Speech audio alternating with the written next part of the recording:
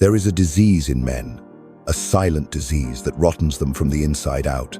It is not a disease of the body. It is a disease of the spirit, and its chief symptom is the desperate, incessant desire to be liked. You see this man every day. He walks with his head slightly bowed.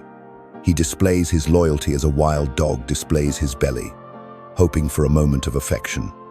He barks not to defend his territory, but to be accepted by the pack. He has been taught all his life that this is virtue, that this obedience, this eagerness to please, is what makes him a good man. But he has been deceived. This is not virtue, it is his first death. He has been taught that loyalty is a virtue, but it is not. It is a chain. The man who gives willingly is a slave, and the woman or system that demands it without recompense is a tyrant. This video is not a gentle self-help guide. There will be no comforting words here. It is a mirror, and it is a knife. Drawing on the ruthless and insightful wisdom of strategists like Machiavelli, we will dissect the illusion of niceness designed to make good men weak. In the next 25 minutes, you will learn. First, why the loyalty you consider a crown is actually a chain that keeps you from your throne. Second, the two basic paths every man faces in life: the path of the obedient, easily abandoned dog, and the path of the honorable sovereign wolf. And third, the brutal introspection required to kill your own weaknesses and finally earn the respect you've been begging for. This exploration won't be pleasant. It will challenge every polite fiction you've been taught about being a good man. But if you're here, it's because you're tired of losing. You're tired of being disrespected. You're tired of feeling like a ghost in your own life. And that means you're ready for the truth. Let's start by dissecting that beautiful cage you call loyalty. The world praises the loyal dog, not because it is noble, but because it is useful. And you must understand this from the beginning. What is useful can always be discarded. Let's consider this archetype, the archetype that society honors as the good man. We will call him the dog. His story is quite familiar. He is a security guard for a boss who never protects him. He is a partner in a relationship where his loyalty is constantly taken advantage of, hoping that one day his devotion will be recognized. He is the trusted friend, a good dog, always available, but never truly respected. He lives for the pat on the head of the owner, the bones thrown from the owner's table. He has been taught that this loyalty is a virtue, but it is not. It is a leash. It is a beautiful word used to glorify submission and to glorify obedience. The dog is freely, unquestioningly loyal, a slave. He believes his devotion is a sign of inner strength, but in reality it is a symptom of a deep paralysis. He cannot act without permission. He cannot leave, even when his loyalty is abused. The dog's psychology is built on two illusions. First, he is addicted to approval. His actions are not motivated by a core set of inner principles, but by a desperate, external need for recognition. He fears disapproval more than he desires his own self-esteem. A kind word lifts him up. A cold look shatters him. Second, he confuses proximity to power with power itself. He was invited to the table not to dine, but to sit quietly under it, waiting for the familiar crumbs or bones. He considered himself lucky to have this position, not realizing that he was a servant like an obedient dog, not an equal. When the feast was over, or when a more useful, more powerful dog appeared, he was kicked out without a second thought. He had been taught that your loyalty would be rewarded. But look around. The dog was praised for its obedience, but the wolf was the one to be feared, respected, ruled. He had played by a set of rules designed by those in power to keep him under their feet. They preached the virtue of loyalty not because they exalted it, but because it undermined those who blindly followed it. But there was another way, a way that did not fit the crumbs on the table, a path of silence, of patience, of teeth. It is the path of the wolf. Dogs bark to be seen. Wolves are silent, and in their silence they see everything. While dogs beg for a place in the eyes of their masters, wolves understand that the pack is a tool, not a family. This is a different path, a path not of obedience, but of sovereignty. Imagine this new archetype. Wolf. The wolf moves through the same world as dog, but his gaze is different. When he sees injustice at work, he does not bark with righteous anger. He observes. He calculates. He notes who has power, who is a threat, and who can be exploited. In a difficult relationship, he does not absorb chaos like a sponge. He observes it with cold, detached clarity, not to correct her, but to understand her tactics. He does not offer his opinions to be liked. He speaks only when his words can shift the balance of power in his favor. The wolf operates on a different set of principles founded in the reality of power, not the illusion of universal benevolence. First, there is strategic silence. The wolf understands that words are often a burden. Silence makes others uneasy. It forces them to fill the void, and in doing so, they reveal their intentions, fears, and weaknesses.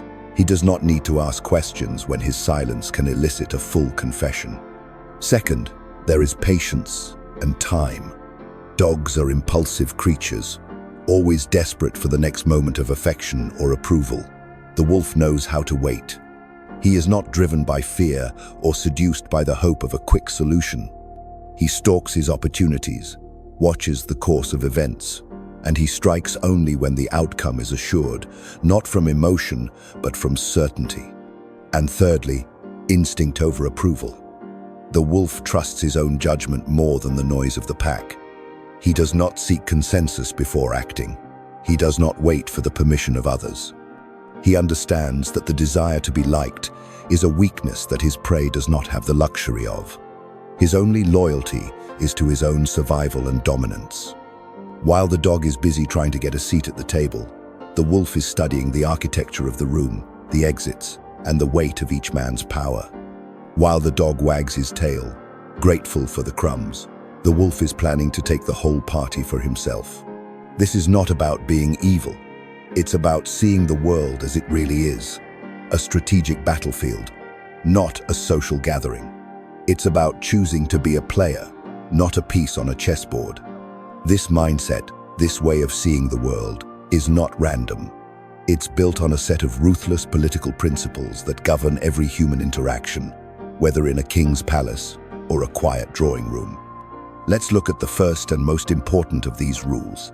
Machiavelli taught us a brutal truth, one that civilized society tries to hide. Love is an emotion, but fear is a currency. The question is, which are you dealing with? Imagine the practical ruler. This is you, now armed with the wolf's gaze.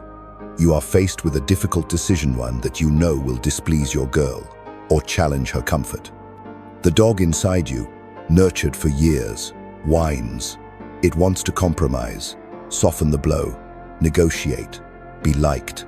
It is no longer interested in conflict.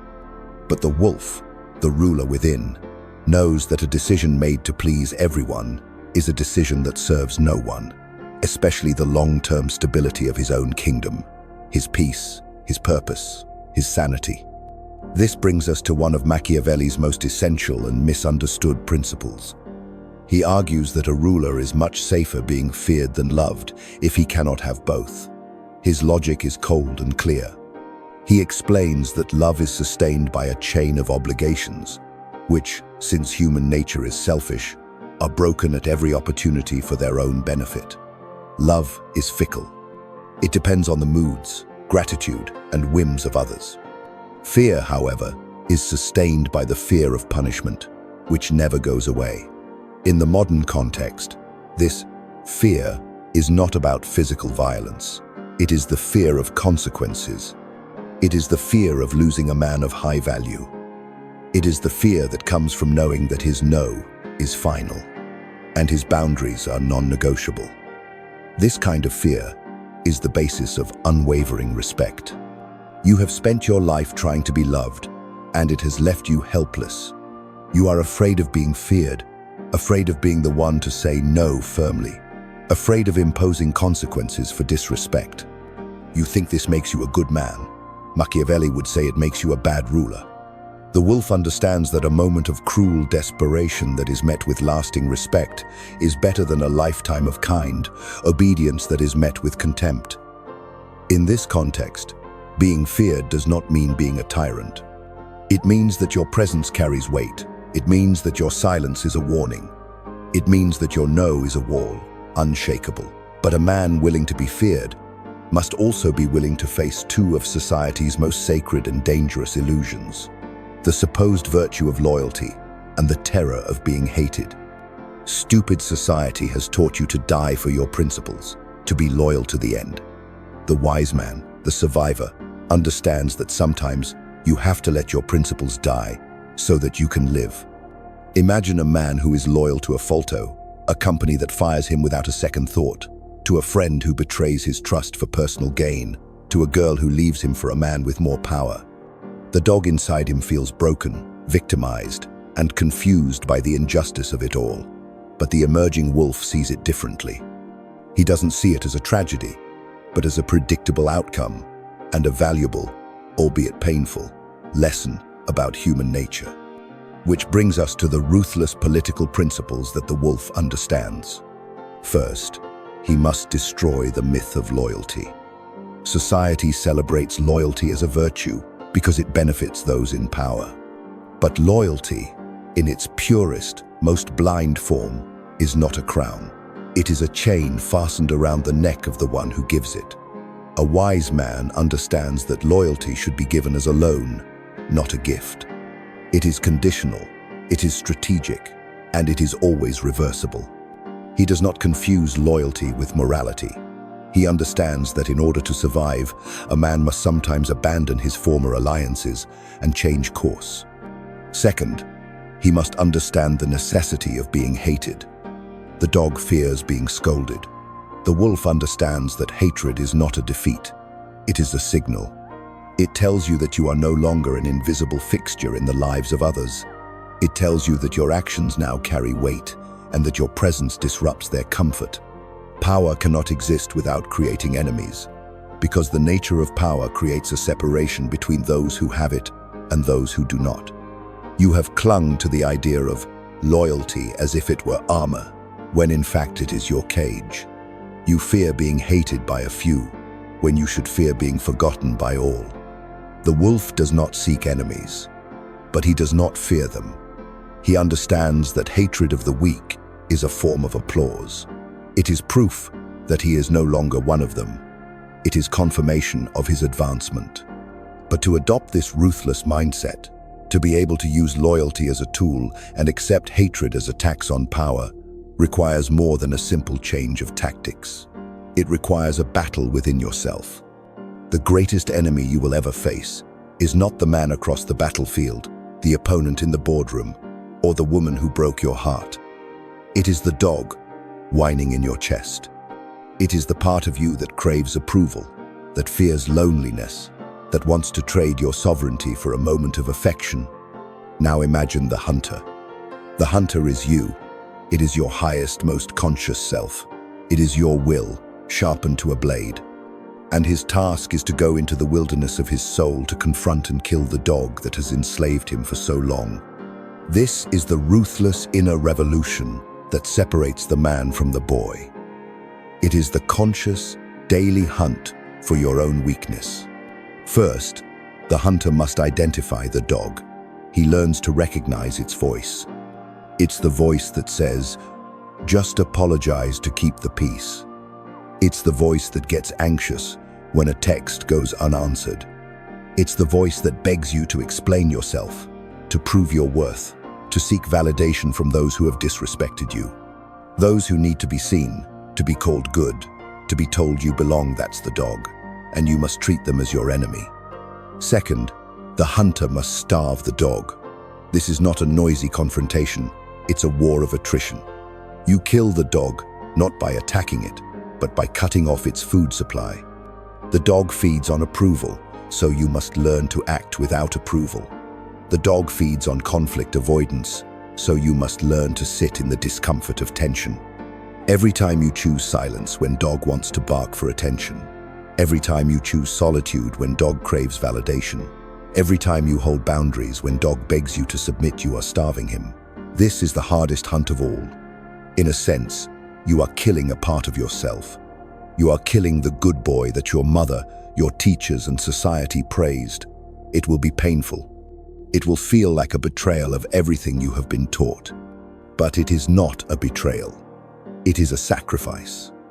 A sacrifice of the person you were shaped to be, so that the person you were born to be can finally emerge. And what rises from dog's ashes is not a monster, it is not evil. It is something much more dangerous. It is a man who has finally become whole. The world does not know how to deal with a man who does not need it. Now imagine the wolf as he moves through the world. He is the man who has risen from the ashes of dog. When he enters a room, there is a new stillness around him. His calmness is mistaken for coldness. His silence is mistaken for arrogance. He attracts attention not with noise, but with the quiet seriousness of his presence. He has become a force of nature. This new man operates according to a set of honed principles, the characteristics of the awakened wolf. First, he has mastered the art of duality. He is steel in velvet. He knows how to conceal his dangerous potential with gentleness. He can speak softly, he can be kind, but he does not disarm himself.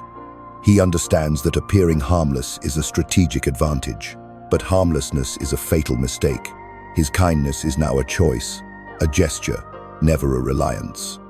Second, he acts with calculated precision. Dog reacts, wolf responds. He no longer rushes forward in hope, nor attacks in anger. He has created a gap between the world's stimulus and his own response. In that gap, he observes, calculates, and chooses his moves with the cold certainty of a seasoned strategist.